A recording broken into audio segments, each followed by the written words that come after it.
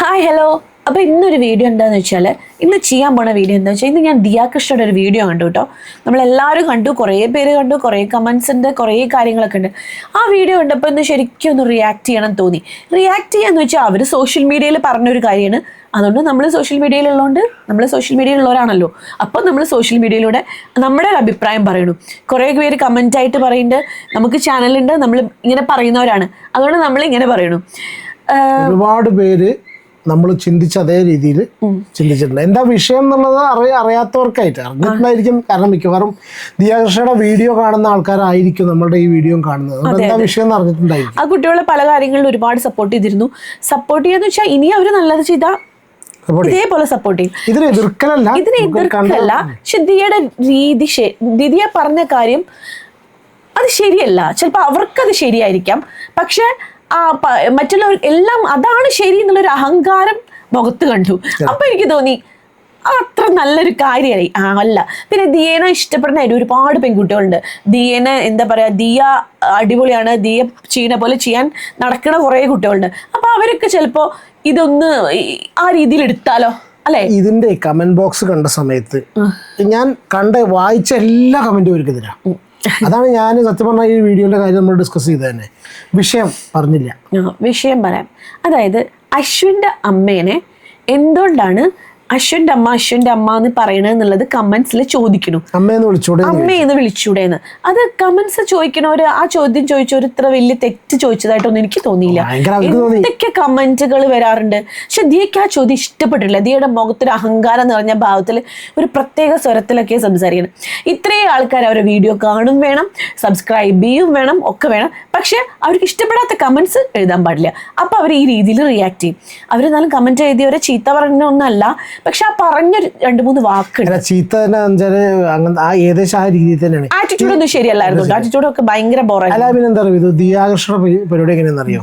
അത് അവരുടെ ആ ഫാമിലിക്ക് മൊത്തം, എനിക്കൊന്നും ആ കൃഷ്ണകുമാറിനെ കുറച്ച് കുറവുണ്ടോ എന്നൊക്കെ എന്തായാലും ആ ഫാമിലിക്ക് മൊത്തമുള്ള ഒരു കാര്യം വെച്ചാൽ അവരെ എതിർത്തിട്ട് അല്ലെങ്കിൽ അവരുടെ ചിന്തയ്ക്ക് അഗെയിൻസ്റ്റ് ആയിട്ട് ആരെങ്കിലും സംസാരിച്ചു കഴിഞ്ഞാൽ വളരെ മോശമായിട്ട് ഒരു എന്താ പറയാ റെസ്പെക്ട് കൊടുക്കണമല്ല പറയണത്, വളരെ മോശമായിട്ടുള്ള രീതിയിലാണ് അവരെല്ലാം പ്രതികരിക്കുക. അത് അഹങ്കാരം നിറഞ്ഞിട്ടുള്ള രീതിയിലുള്ള ഒരു സംസാരമാണ്.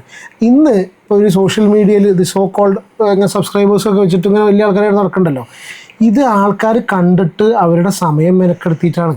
അപ്പൊ അത് അടിസ്ഥാനം. ഇപ്പൊ നമ്മൾ വീഡിയോ ചെയ്യുകയാണെന്നുണ്ടെങ്കിൽ അഭിപ്രായങ്ങളും കാര്യങ്ങളൊക്കെ ആൾക്കാർ പറയുന്ന സമയത്ത് നമ്മൾ റെസ്പെക്ട് ചെയ്യേണ്ട ഒരു സംഭവം എന്ന് വെച്ചാൽ നിങ്ങൾ സമയം കണ്ടിട്ടാണ് നമുക്ക് ഇത് സംഗതി. ഇതിപ്പോ ഒരു വലിയ കൃഷ്ണകുമാറിന്റെ മക്കൾ ദിയ കൃഷ്ണയാണെന്നുണ്ടെങ്കിലും ബാക്കിയുള്ളവരാണെന്നുണ്ടെങ്കിലും സബ്സ്ക്രൈബർ കൗണ്ടിന്റെ മാത്രമേ ഉള്ളൂ. ബാക്കി വീഡിയോസിന്റെ റീച്ചൊക്കെ വെച്ച് നോക്കുന്ന സമയത്ത് ഗൂഗിളിന്റെ മുന്നിൽ എല്ലാവരും ഒരേപോലെയാണ് ആൾക്കാർ വീഡിയോ കണ്ടിട്ടാണ്. പക്ഷെ ഇവരുടെ സംസാരത്തിൽ ഭയങ്കര, അതായത് വിഷയം എന്താ വെച്ചാൽ അശ്വിന്റെ അമ്മേനെ അമ്മ എന്ന് വിളിക്കുന്ന അത് കമന്റ് വന്നത് ഇഷ്ടപ്പെട്ടില്ലെങ്കിൽ ദേക്ക് പറയായിരുന്നു, ഇങ്ങനെ പറയായിരുന്നു.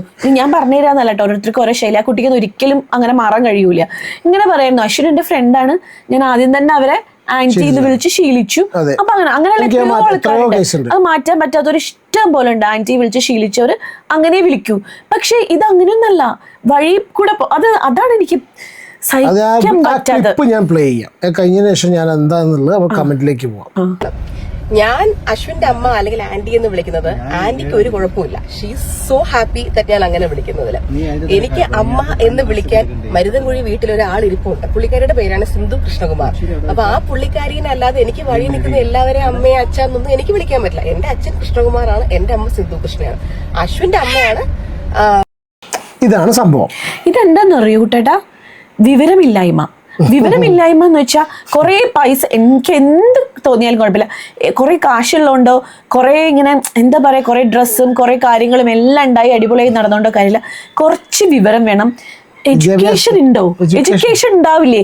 എഡ്യൂക്കേഷനുള്ള ആൾക്കാർ ഇങ്ങനെ സംസാരിക്കില്ല എന്ന് ഞാൻ പറയണു.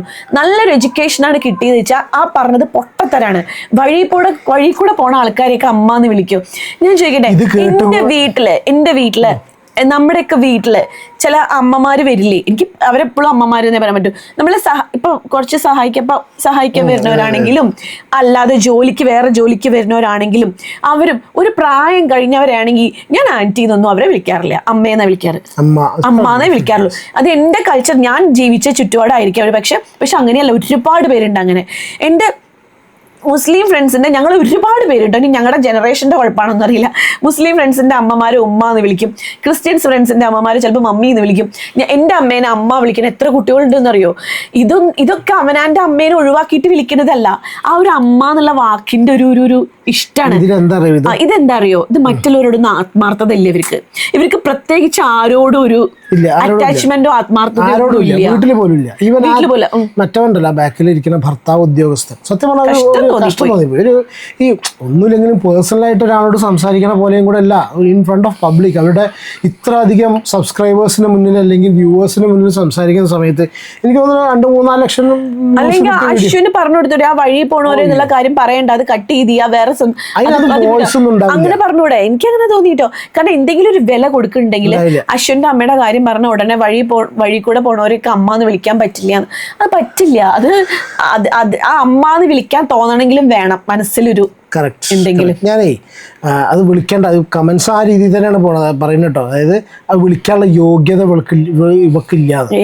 അതൊരു എന്തൊരു നല്ല അമ്മയായിട്ടാ തോന്നുന്നല്ലേ. ഞാനേ വിധു ഇങ്ങനെ അയച്ചു തന്നിട്ടുള്ളൊരു വീഡിയോ ഉണ്ട്, ലാലേട്ടന്റെ വീഡിയോ.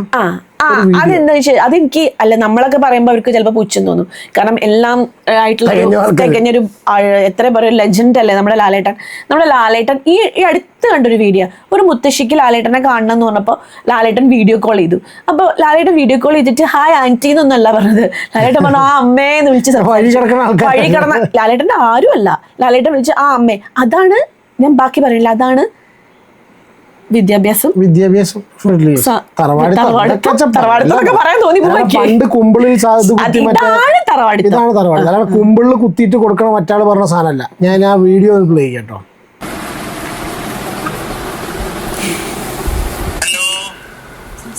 ഹലോ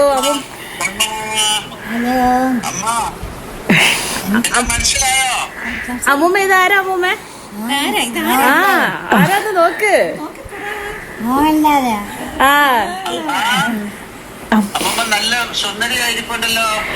അമ്മയെ വിളിച്ചത് അമ്മേന്ന് വിളിച്ചു കഴിഞ്ഞിട്ട് അമ്മൂമ്മേന്നൊക്കെ വിളിച്ചിട്ട് എത്ര ഇതായിട്ടല്ലേ അമ്മയെ വിളിച്ചു ആദ്യം. ഇതൊരു മാതിരി. ഇനി ഇതിന്റെ ബാക്കി വീഡിയോ ഉണ്ട് കംപ്ലീറ്റ്. അമ്മേന്നൊക്കെ വിളിക്കുമ്പോഴേ നമ്മളെ അമ്മമാര് ഇപ്പൊ ഈ അമ്മ ആയതുകൊണ്ട് ചിലപ്പോ എനിക്കറിയില്ല മനസ്സിലാവുന്നു. ഇപ്പൊ എന്റെ മോന്റെ ഒരു ഫ്രണ്ട് ആണെങ്കിൽ കൂടി ഒരു അമ്മയെന്ന് വിളിക്കുമ്പോൾ നമ്മുടെ ഉള്ളിൽ നിന്ന് വരുന്ന ഒരു സ്നേഹവും ഒരു ബ്ലെസ്സിങ്ങും ഒരു വാത്സല്യം ഒക്കെ ഉണ്ട്.